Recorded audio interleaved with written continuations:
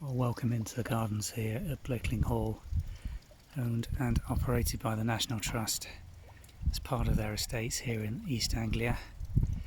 Blickling Hall we've done many videos on, and we're going to take you now around the gardens in late October.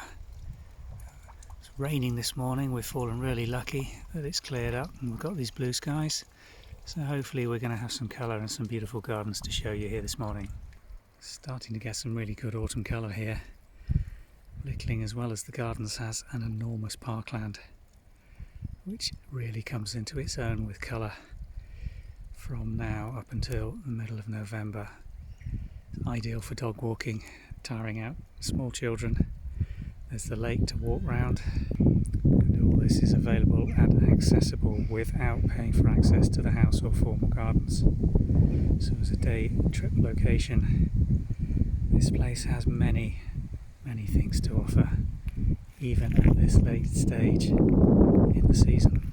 But we've come to have a look at the gardens. We're making our way around the northern aspect of the great house to the parterre. Before we make our way around onto the gardens, we've just brought you around onto the western aspect of the house and the old gated entrance, giving access from the hall onto the drive around the lake. These gates were put in the early part of the 19th century. Looking back here towards the old walled garden, and this used to be the run of the stream that comes down through Silvergate and feeds the water supply to Blickling.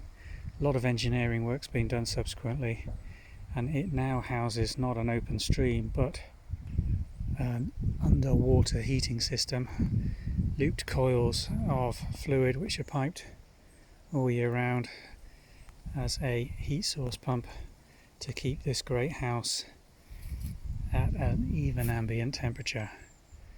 But the original earthworks formed part of a ha-ha to keep the grazing animals from the parkland out of the formal gardens. Now the edge to that's now been lost with the subsequent works, but these wrought iron railings and gates were the formal part and entrance to the boundary of those defences against grazing animals.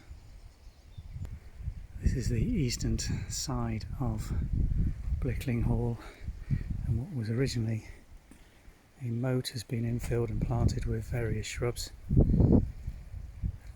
climbers with roses going up, giving this